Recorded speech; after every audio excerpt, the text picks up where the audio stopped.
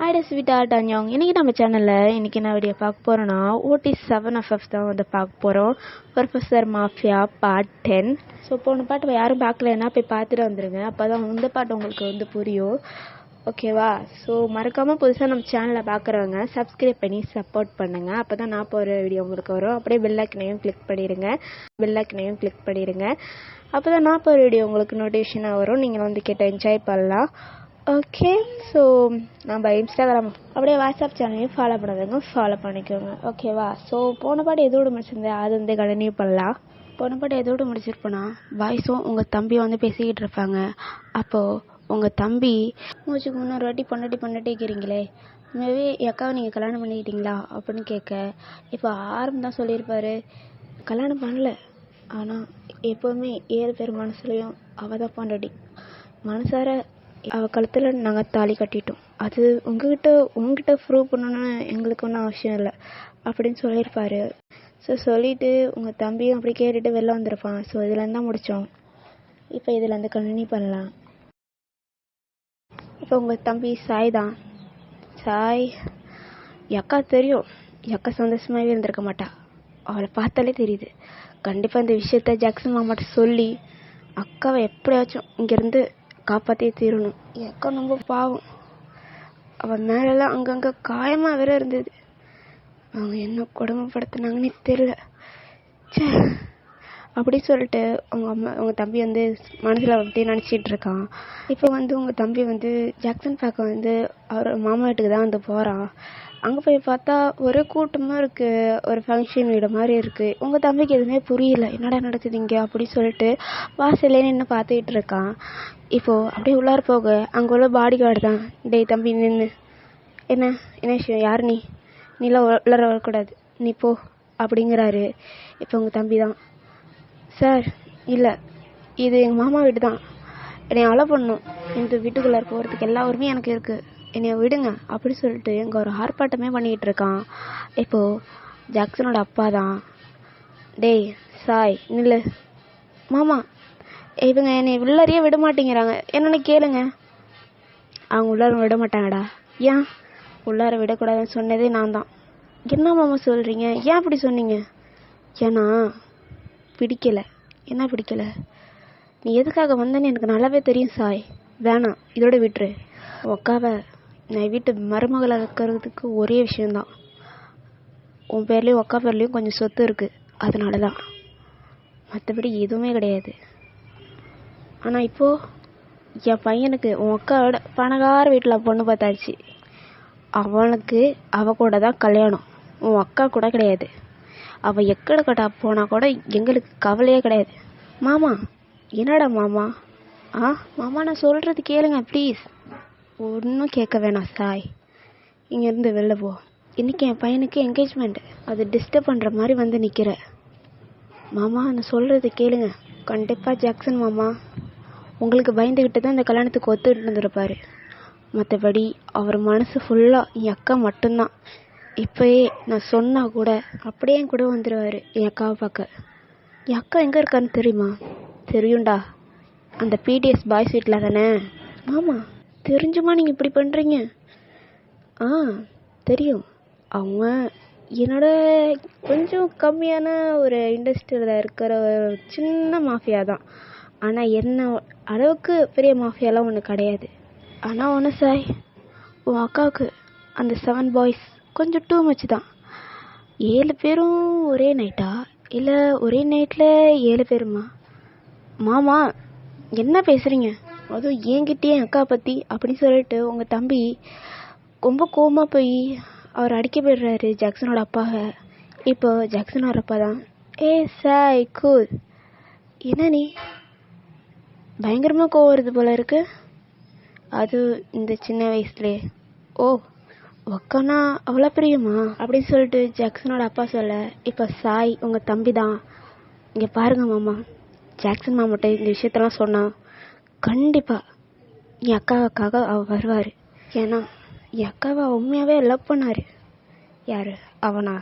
அப்படியே எட்டிவார், அந்த பொண்ணோட எவ்வளோ சந்தோஷமாக சிரித்து பேசிட்டு அந்த மேடையில் நிற்கிறான்னு அப்படின்னு சொல்லிட்டு ஜாக்சனோட அப்பா சொல்ல இவங்க தம்பியை அப்படியே எட்டி பார்க்குறான்.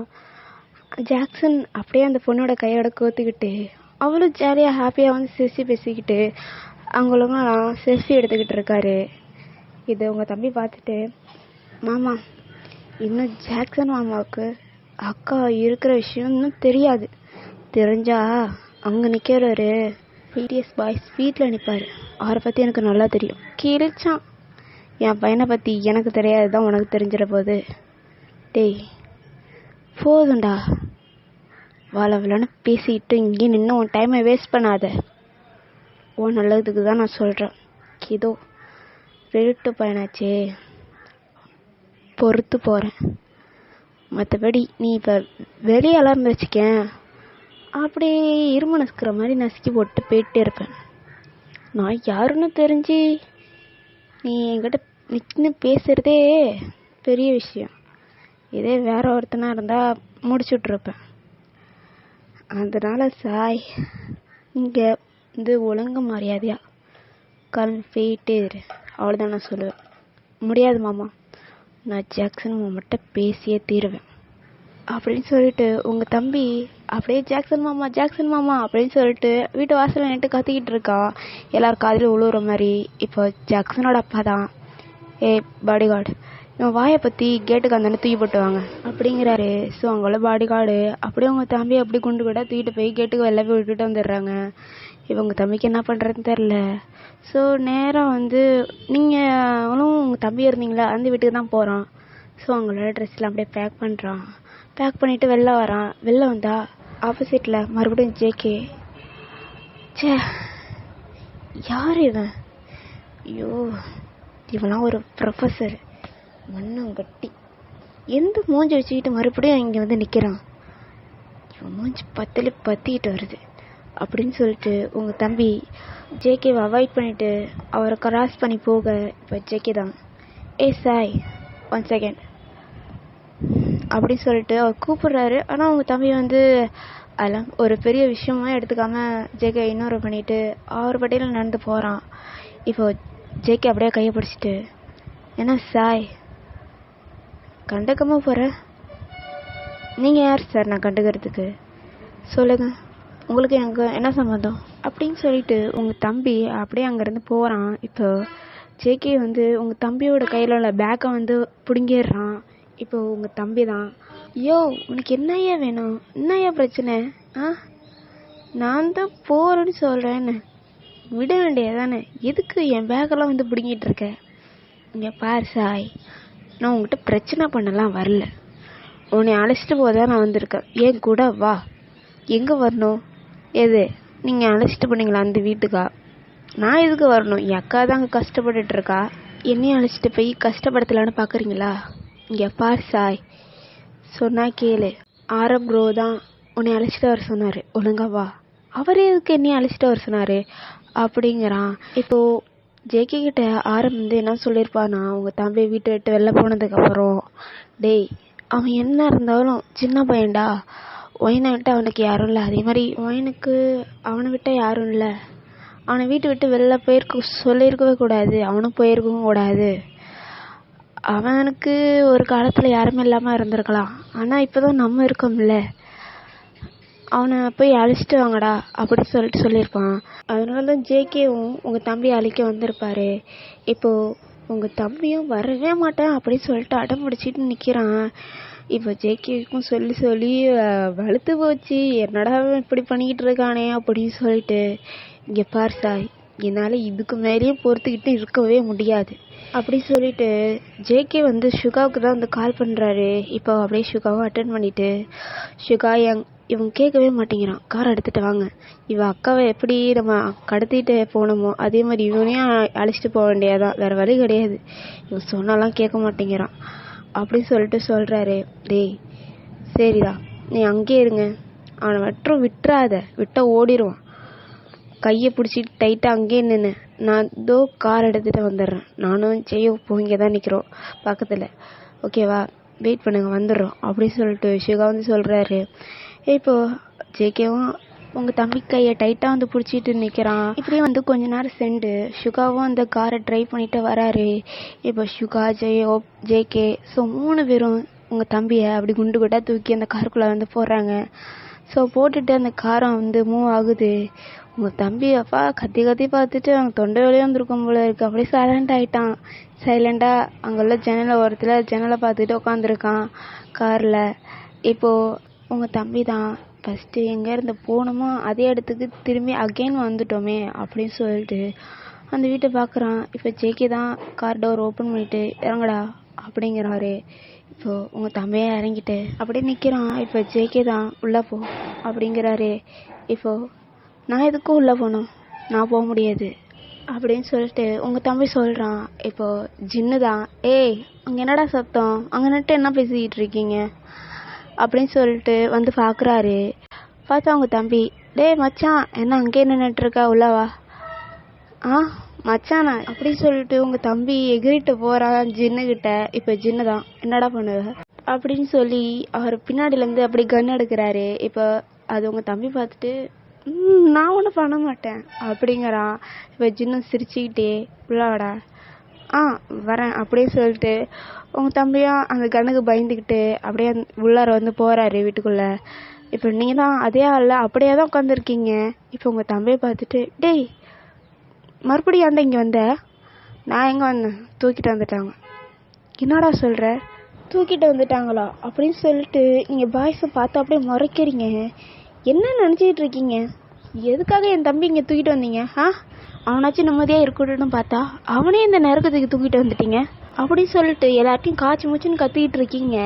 இப்போ ஜிமின்னா நிறுத்தடி, இது உனக்கு நரகமா, நீ வந்ததுலேருந்து அங்கே 7 பேர் நீ எப்படி பார்த்துக்கிட்டு இருந்தோம், நீ சாப்பாடுலேருந்து நீ படுக்கிற பெட்டு வரைக்கும் எவ்வளோ கேர்ஃபுல்லாக பார்த்து ஒன்று கவனிப்போம். ஆனால் நீ இது நரகம்னு சொல்கிற. உன் தம்பி ஃபஸ்ட்டு எதுக்கு கூப்பிட்டு வந்தோம், உனக்காக மட்டும்தான். அது மட்டும் இல்லை, இப்போ உன் தம்பியும் நம்மளோட ஃபேமிலியெல்லாம் ஒருத்தவன், அவனை மட்டும் எப்படி தனியாக விட சொல்கிற, நீயும் ஒரு அக்கா தானே. அவனுக்கு வெளில இருந்தா எந்த சேஃப்டியும் இல்லை, அதே நம்ம கூட இருந்தா எல்லா சேஃப்டியும் இருக்குது. நாங்கள் 7 பேரும் பார்த்துப்போம். யார் சொன்னா சேஃப்டி இருக்குன்னு, நீங்கள் 7 பேர் இருக்கிற வரைக்கும் எங்கள் 2 பேருக்கும் சேஃப்டியே இல்லை. ஆனால் நான் இங்கே வந்து மாட்டிக்கிட்டேன் உங்கள் கூட. அட்லீஸ்ட் என் தம்பியாச்சும் வெளியில் அவன் லைஃப்பை அவன் கொஞ்சம் நிம்மதியாக வாழ்ந்துட்டு போவான்னு பார்த்தா அவனையும் இதுக்குள்ளே வந்து அடிச்சிட்டிங்க. நீங்கள் மாஃபியா தானே, எந்த நேரத்தில் என்ன பிரச்சனை இங்கே வரும்னே தெரியல. ஆனால் இந்த இடம் சேஃப்டிங்கிறீங்க, கொஞ்சமாச்சும் என்ன நினச்சிட்டு பண்ணுறீங்கன்னே தெரில. அதாண்டி நாங்கள் 7 பேர் இருக்கோம்ல, நாங்கள் பார்த்துப்போம், எங்களை தாண்டி யாராலையும் இங்கே வரவே முடியாது அப்படின்னு சொல்லிட்டு சுகா வந்து சொல்கிறாரு. போதும் நிறுத்துங்க, வெளியில் இருந்தாச்சும் என் தம்பி ஃப்ரீடமாக இருந்தான். ஆனால் இங்கே இருந்துக்கிட்டு அவன் வெளில போக முடியுமா, வர முடியுமா, ஏன் வர முடியாது, அதெல்லாம் அவன் போகலாம் வரலாம். ஆனால் நைட்டுக்கு திங்கிறது தூங்குறது எல்லாம் இங்கே தான், அதை மட்டும் எதுவுமே மாற்றிக்க முடியாது. அவனுக்கான ப்ரைவசி அவனுக்கு கண்டிப்பாக கிடைக்கும், அதை பற்றி நீ கவலைப்பட வேண்டாம், அதை நாங்கள் பார்த்துக்குறோம் அப்படின்னு ஜெயப் வந்து சொல்கிறாரு. இப்போது உங்களாலையும் என்ன பேசுறது, இதுக்கு மேலே உங்கள்கிட்ட என்ன பேசி என்ன புரிய வைக்கிறது, பேசினாலும் ஒரு பிரயோஜனமும் கிடையாது, நம்ம சொல்கிறது அவங்க என்ன கேட்கவா போகிறாங்க அப்படின்னு சொல்லிட்டு ஒரு மாதிரியாக நிற்கிறீங்க. இப்போ நீங்கள் தான் சரி எனக்கு ரூமுக்கு போகணும் அப்படின்னு சொல்லிட்டு பாய்ஸை பார்த்து கேட்குறீங்க. இப்போது பி தான் நான் வந்து ரூமில் விடுறேன் அப்படின்னு சொல்லிட்டு உங்ககிட்ட வராரு. இல்லை ஒன்றும் தேவையில்லை, நான் பார்த்துக்கிறேன், இனிமேல் நேக்காவை எனக்கு பார்த்துக்க தெரியும், உங்கள் வேலையை பாருங்கள் அப்படின்னு சொல்லிட்டு உங்கள் தம்பி அப்படி சொல்லிட்டு உங்களை கை தாங்களாக அழைச்சிட்டு போகிறான் நீங்கள் இருக்கிற ரூமுக்கு.